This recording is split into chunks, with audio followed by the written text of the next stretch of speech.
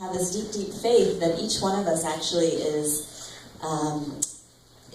filled with wisdom and filled with strength and courage and brilliance. And to me, harvesting and harnessing the collective wisdom of our communities is a lot of what my work is about.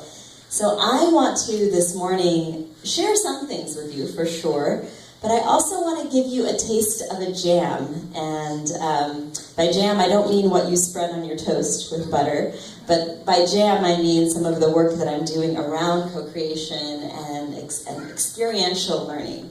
I'm a pretty practical person. Somebody today was just asking me what my name means, and Shilpa means practical arts. It's around artisans and sculptors, so those who make something beautiful that's also useful.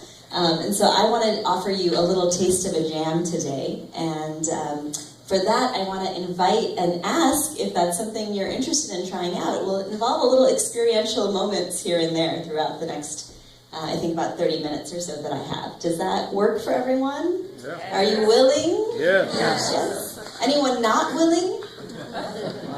Speak now. I can't see you behind the pillar. Okay, great. So thank you, everyone. I have a really strong belief that when we practice what it is we want to see, then we actually, it gets in our bones, it gets in our DNA and in our cells, and that way we take it home with us, and that is part of the point, I think, for all of this. So for the first part of that, I want to invite you to close your eyes, if you're willing. And I want to share with you some really powerful words. My talk is connecting, healing, and loving towards building the world we want to see. So I'm going to start with love. Late in his life, Albert Einstein wrote a letter to his daughter, and this is what he said. There is an extremely powerful force that so far science has not found a formal explanation to. It is a force that includes and governs all others, and is even behind any phenomenon operating in the universe, and has yet not been identified by us. This universal force is love. Each individual carries with them a small but powerful generator of love, whose energy is waiting to be released. When we learn to give and receive this universal energy, dear Liesel, his daughter, we will have affirmed that love conquers all. It's able to transcend everything and anything, because love is the quintessence of life. In this moment, with your eyes closed, I just want to invite you to tap into that generator that's inside of you, that love generator. And just take a moment to touch into it and feel it.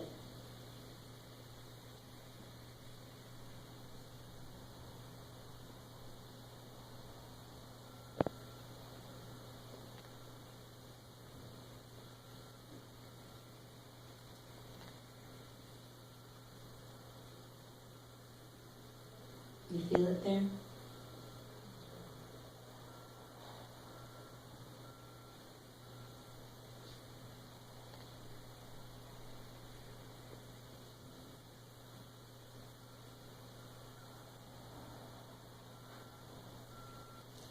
And that's the force I want to draw forth this morning, and of course throughout the rest of the day and the rest of our lives.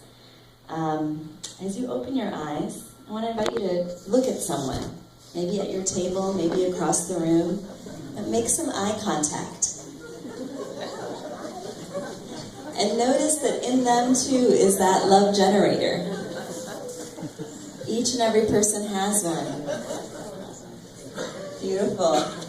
And in making that eye contact, maybe you can tap into, just for a moment, their love generator.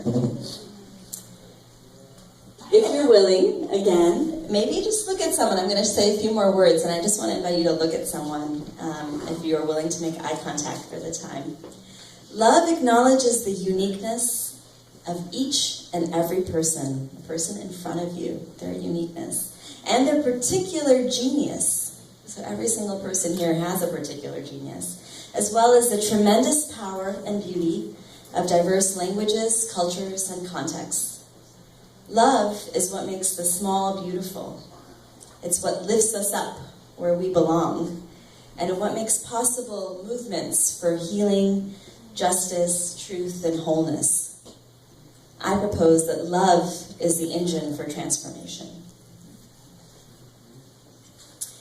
For the last 14 years, I've been working with YES, an organization based in the US, and we work with changemakers around the world on a global movement for jamming. And I want to give it up again for our musicians this morning, because the word jam actually comes from musicians. When they get together and they play with their voices and their instruments, and they start listening to each other and sharing their unique offerings, and then listening some more and sharing some more, what comes forth is never heard before music.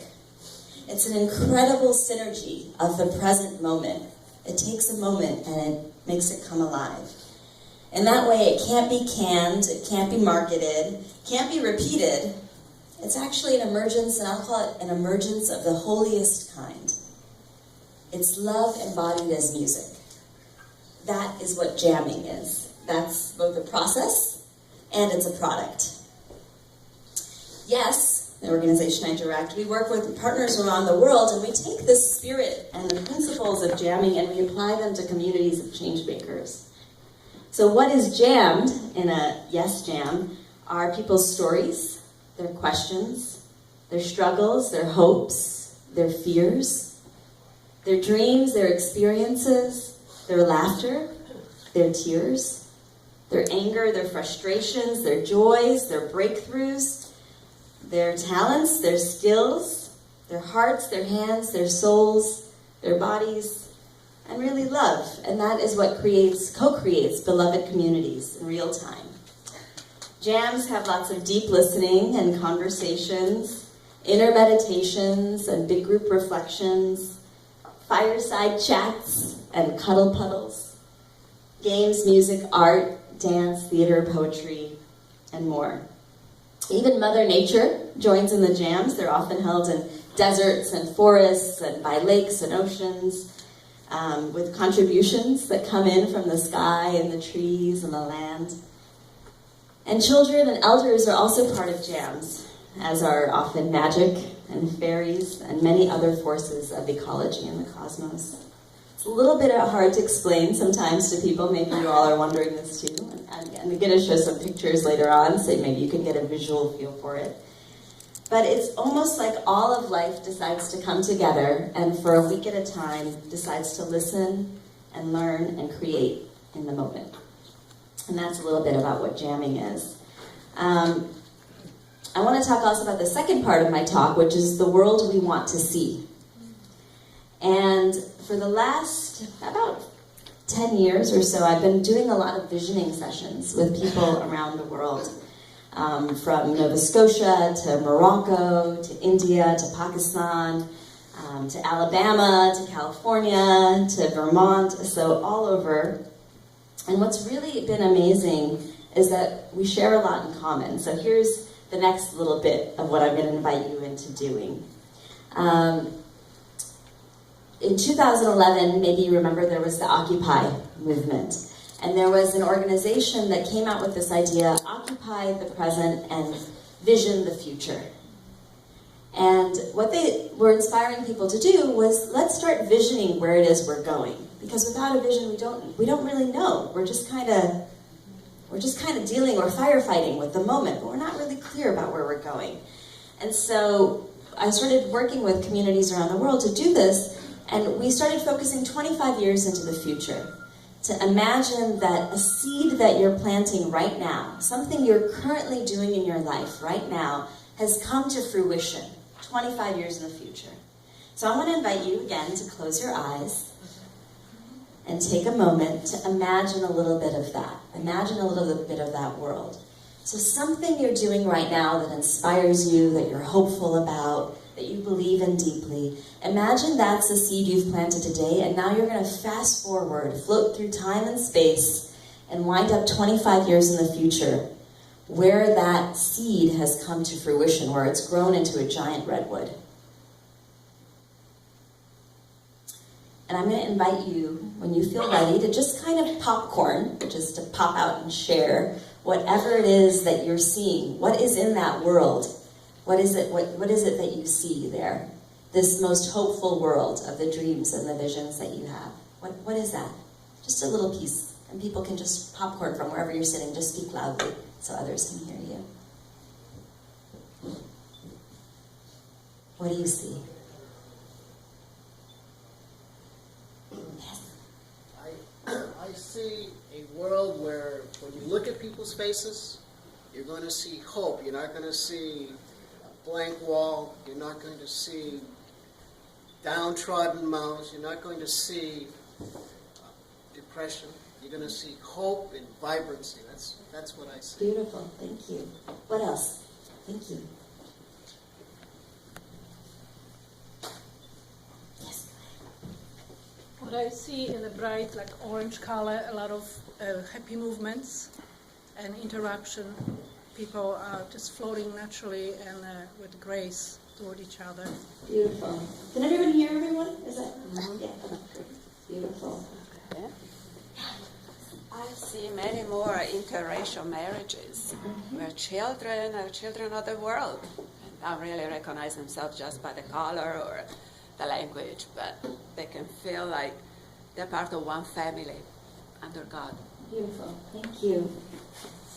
What else do you see? A few more people want to share? I see a world where husbands and wives really love each other, that's all-encompassing, and it's not ending. No divorces.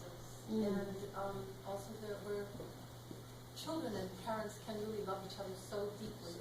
And not only the parents in a family, but that all people feel that they're children, and we want to love them like we love our own children. Thank you. Just one or two people? I see more and more people discovering who they are and finding true joy and service to others, not because they have to, but because they feel it feels really good. And I feel that more and more is opening and it's breaking down the barriers, and young people and older people are really coming together and becoming like a family. Beautiful. Thank you. Any last one? I say it first in Indian, then maybe I'll try and say it in English. We say Loka Samasta Sukhino Bhavantu, means all the people in the world come together and be happy and loving and have kindness and compassion for everybody. Thank you. Thank you. Thank you all for those visions, and thank you for taking the risk to vision. Sometimes I know in our times it can be risky, it can be hard in the face of a lot of devastation to say, I have a dream and I want to vision something different. So thank you for even risking for a moment, whether you kept it for yourself or shared it. Thank you so much. What I can share with you is that around the world, a lot of everything that was named has been shared. And in all of those different places I mentioned. Maybe the truth that we are 98% genetically similar doesn't make this surprising. That despite our diversity, or maybe because of our diversity, we all want a similar world. Here's some of the other things that I hear people say often. That world is green and lush, with abundant food and clean water and air. People are smiling and loving, children are laughing and playing. There's freedom to move and meet and an absence of borders. People respect each other and honor the balance of the individual and the community, and the world feels safe and inviting to all. And people envision a kind of peace that's not an absence of conflict, but it's an ability to work constructively and positively with conflict, so it leads to breakthroughs and not breakdowns. For me, many times in these visualization sessions, I feel personally like I'm being guided. Something is being given to me. I don't know if it's from the universe or from future beings. It doesn't really matter. I just know it's being given with love and sincerity. And I feel really honored to receive that vision. You know, it's a gift. It reminds me that it's here, it's alive, and it's right now in our times. It's possible. Because it starts with the seeds that we're planting here today. In the same way that each of these cultures that I'm just mentioning, they're very unique, of course. And at the same time, there's this common thread that runs through each and every human heart. And maybe you felt that in that moment we were looking at each other, and that engine of transformation that lives inside of each one of us, that love. That for me is really inspiring, because it allows me to believe that we can see the fruits of this labor that we're doing in our lifetime. It's not a faraway thing. There's purpose and there's direction and there's clarity for that.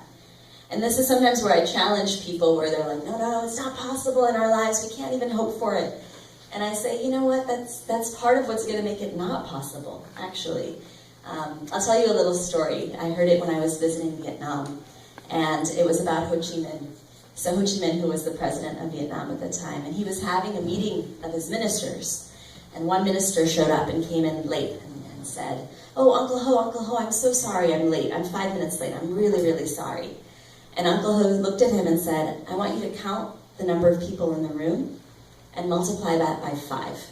And that's actually how many minutes late you are." And so he was making a point around, okay, that's 20 people, 100 minutes. That's 100 minutes of our time. When I think about that story, I think about also the power of 5 minutes of our time. If 7 billion people are spending 1 minute doing something with meaningful and with intention, that's 7 billion minutes that's directed to something, which is profoundly impactful. And so I think about that with all of our sense of time. 25 years is not a lot of time, but it is a lot of time at the same time. 25 years times 7 billion, that's a lot of years. That's a lot of time that we have to actually make a difference and make things change. And so I really want to emphasize that and invite you to walk away with that feeling that actually we do have an abundant sense of time, especially when we become intentional with clarity, with vision, and we're moving towards the world we want to see. So how do we get there? And here's where I want to continue to have us do a little bit of playing together. A lot of what I do is help support the people who are already committed to making a change, who want to do something in environment and education and social justice and human rights and any field. How do they get there? And how do they do their work more effectively and more from a place of love, from that engine? And so building a bridge towards that. In the movie Star Trek, how many of you have seen the movie Star Trek? Yeah, they say this beautiful thing: your focus will become your reality. Your focus will become your reality. And so when I set my focus and really look at how do I support that connecting, that healing, that loving, that is what the reality is that I experience and that I also continue to build. So I'm going to offer a few different ideas on how do we get towards that love and that healing and that connecting. And some of these are going to be experiential, and some of them we're just going to play with a little bit. One of the first ideas, and I wish I had a little board here or something that I could draw on, but one of the first ideas is self-awareness. Self-awareness is so vital to get to the world, because if I'm not sure of who I am and where I am, how do I know if I'm actually practicing this loving and healing and connecting? How do I know that? And so I do a small exercise with folks that's around zones of learning, zones of awareness. So let's see if I can somehow try to do a little visual here. If there's a blank piece of paper or something I can write on the back of. Oh, that's perfect. Thank you. Can you all see this if I pull this up? I'm not going to do a lot of drawing. It's pretty simple. I'm going to draw a first circle, and that is our comfort zone. Have folks heard of a comfort zone? Yes? Anyone want to define what's the comfort zone? Anyone? Yeah. The place you don't want to move from. The place you don't want to move from, okay. The place where I feel comfortable, right? I feel comfortable. It's easeful. It's easy there. Life is good there. It's known. It's familiar. It's my habits. It's my proclivities. It's everything I know. The only thing about the comfort zone is I can't learn anything there. I can't do any learning there because I already know everything there. So I got to get out of it, right? If I want to learn, if I want to engage, I got to get out of it. And so when I get out of it, I got to get into my stretch zone. Stretch zone? Anyone heard of it? My stretch zone, I'm uncomfortable there. I can be a little uncomfortable or a little more. Can everyone where you're sitting just do a little stretch? Just a little stretch, like one that's kind of not such a big deal for you. Yes, great. Do a bigger one. A little bit bigger. Do a little bit bigger one, like the biggest stretch. Go to the stretch where you're like, oh, this is almost painful. That stretch, right? Every stretch is If every stretch, it could be painful too. So we all have different, if we look around the room, for some of us, this is not a big deal. For some of us, whoa, that feels like a big stretch. And so each one of us has differences in what is our stretch zone, right? But the point is that's the place where I can listen. That's the place where I can learn. That's the place where I can speak from my heart and speak my truth. It's not comfortable. It's not a comfortable place, right? It's a place where it's going to be uncomfortable, and yet I'm actively engaged there. I'm listening. I'm learning. Well, there's a place beyond the stretch zone. And that, in jam speak, we call the panic zone. Anybody heard of the panic zone? Anyone in their panic zone right now? Okay, I live there.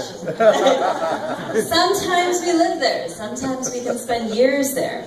Panic zone is when we're in fight or flight. All right, panic zone doesn't have to look like, oh, I panicked. It can just look like, I'm not talking anymore.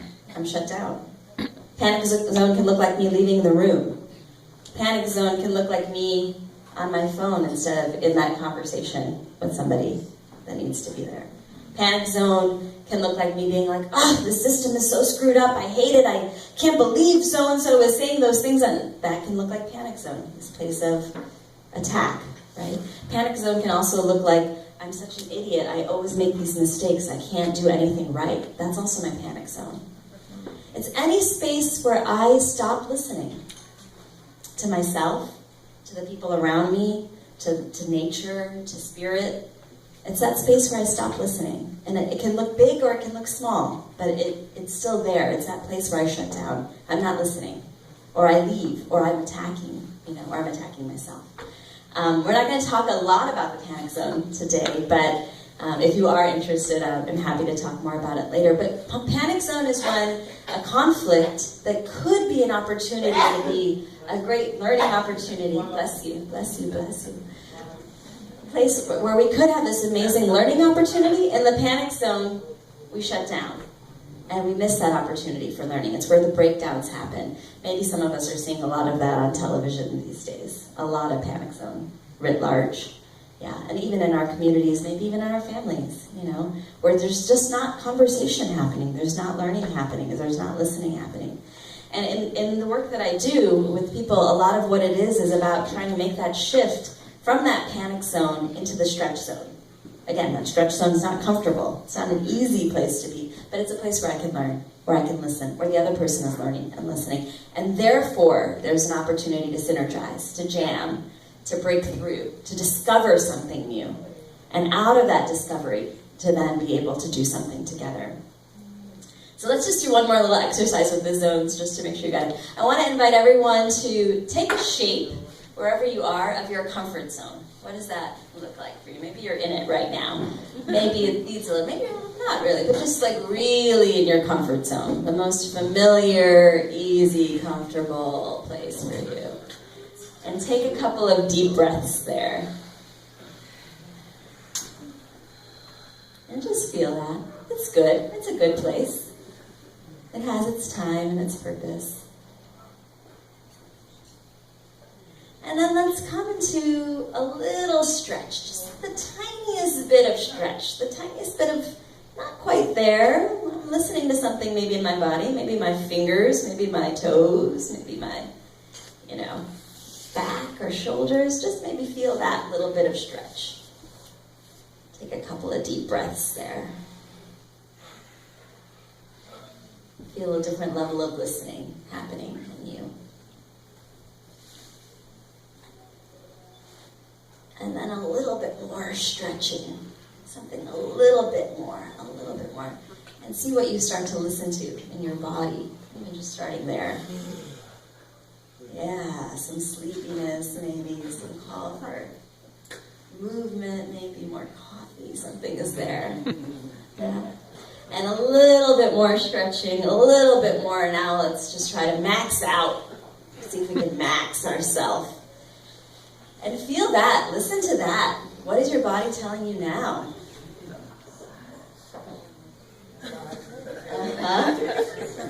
need to do this more often. Yeah, that's what the body's saying. Yeah, please give me some more time, some space. Listen to me. Yeah. And almost to the edge of your panic, that last stretch where you're like, ooh, make her stop. Or I gotta get out of here. Or whatever might be coming up for you. But just to the edge of there, not fully there. Yeah. And just knowing that you have this capacity inside of you. And so I want to invite you the rest of this morning, of course, and the rest of your lives to keep stretching. Because there's this great growth opportunity there. So that's one part of building the world we want to see, is bringing that self-awareness, bringing that opportunity to learn. Am I learning right now? Or am I hanging out in my comfort zone? Or am I hanging out in my panic zone? Where am I really? And if I'm not in my stretch zone, I'm not really doing any learning there. So I got to get there if I want to be part of healing and connecting and building this world. All right, the second part is the shift from expectation to intention. And intention is a little bit connected to the vision that we talked about this a little bit earlier. So intention. And intention for me is like a North Star. It's like a guidance. And it comes in the form of, I intend to.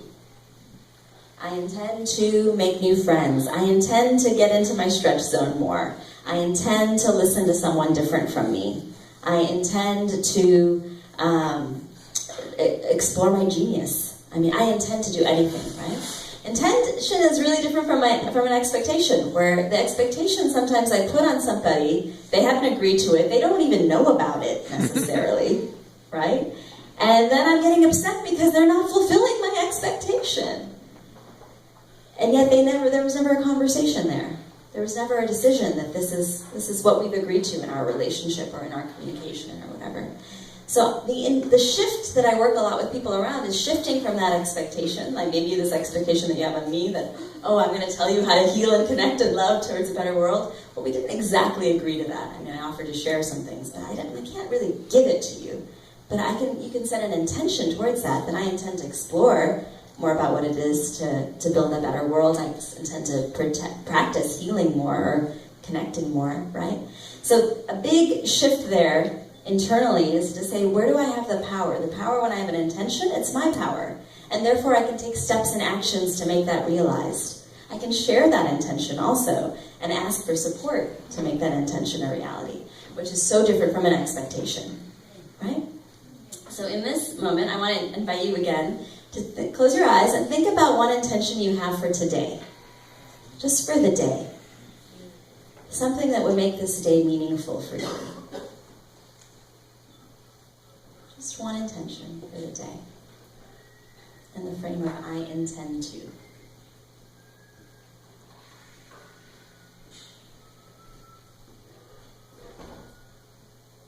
And as you have one, you can open your eyes.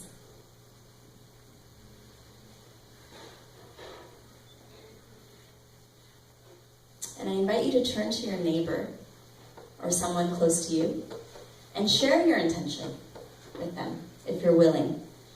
And let them witness you in your intention, and then listen to their intention. Whoever has longer hair can go first.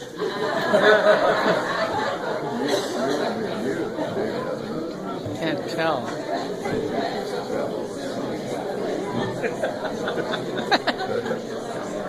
My intention is to leave service to others today beyond my comfort zone.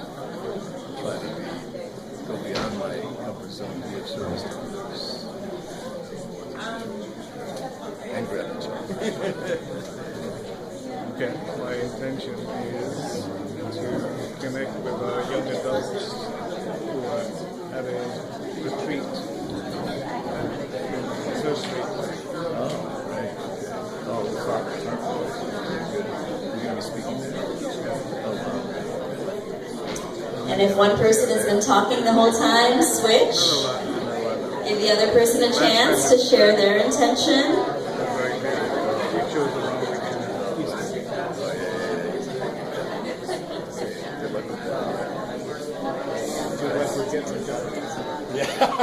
Yeah, you're sitting closer.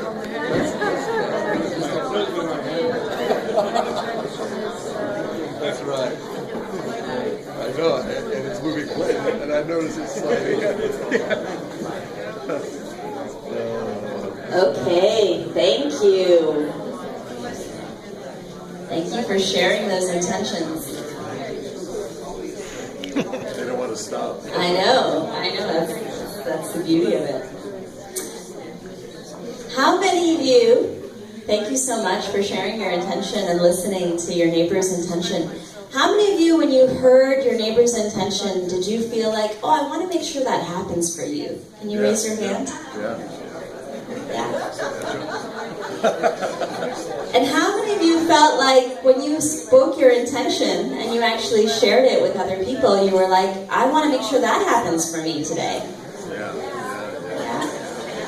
Notice how different it is. We're more happy as a group to support our friends than to make sure our own intentions come true. And I think that's something to notice, because part of love is that engine, it needs to be refueled. So I have to make sure I'm also doing it as much as I'm supporting other people to do it. If there's not that reciprocity or that mutuality, that engine starts to collapse, right? So what I want to just say today about the intentions is let's hold these as our collective intentions. This is something that actually, having heard maybe one or two or more intentions at the table that I was at, perhaps you can hold those as intentions that you're also supporting, giving positive energy to, prayers, love, if you see the person or they're in your life, maybe even checking in with them at the end of the day and saying, hey, did you meet that intention? And in doing that, we kind of create that web of reciprocity, which is another really big part